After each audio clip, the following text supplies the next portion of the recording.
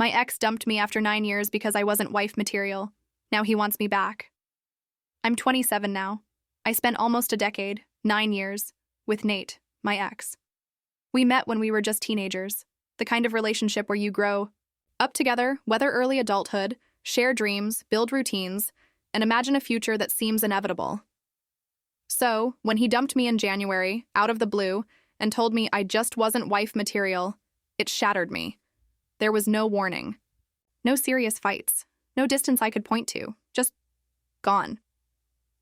After nearly a decade, I was tossed aside like an expired subscription. It wrecked me more than I let on. But I started rebuilding. Slowly. Quietly. Then a few weeks ago, Nate reached out, saying he needed to talk. Said he had to get something off his chest. I ignored it. What was there to say now? But he wouldn't. Let up. I even warned the receptionist at my job to tell him I was out if he ever showed up again. Because yes, he had already come once. I didn't want his mess at my workplace, but he kept popping up. He started hanging around places he knew I went to regularly. My grocery store on Saturday evenings, the park I jog through every Sunday morning. He wasn't subtle about it.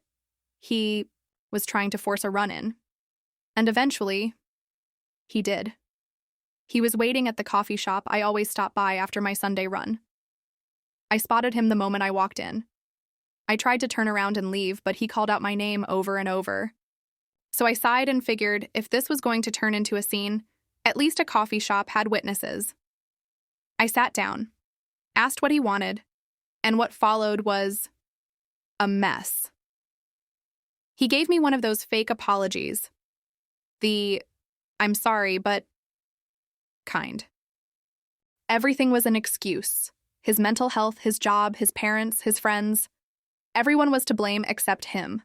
No ownership, no accountability. Just a pity parade, but I was done playing nice. I looked him dead in the eye and said, "Cut the crap, I already know everything." He blinked, frozen, like a deer in headlights.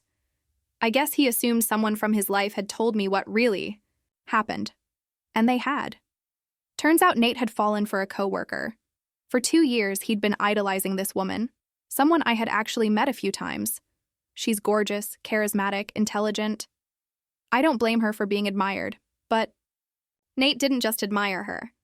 He resented me for being in the way of that fantasy, because she was too classy to be a side piece.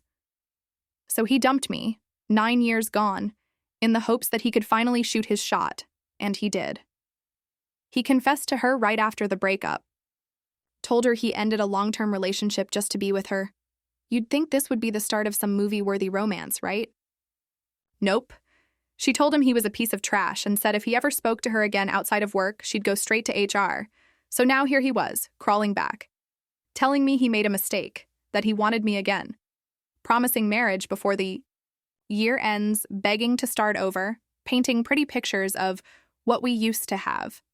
I told him no. I said, I'm no one's second choice. That he threw me away without a second thought. That he burned every good memory when he called me not wife material, like I was some failed job interview. He tried to fake cry, pulling out the greatest hits of our relationship like they were some emotional mixtape that would win me back. I told him he wasted enough of my life. I wasn't going to give him a second more. He even offered some twisted deal, said if I just went to couples counseling with him for a few months, he'd leave me alone after that. As if I needed therapy to deal with his betrayal. I texted my cousin while he was still rambling. Those 20 minutes waiting for her to arrive felt like hours. He just wouldn't stop. When she showed up, she didn't say much. Just told him to fuck off, and that if he tried to follow us, she'd get her brothers involved. We walked out. I didn't look back. It's been one day. Just one. But for the first time in months, no, years, I feel free. It's over. The chapter is closed. And I'm not carrying his dead weight into my future.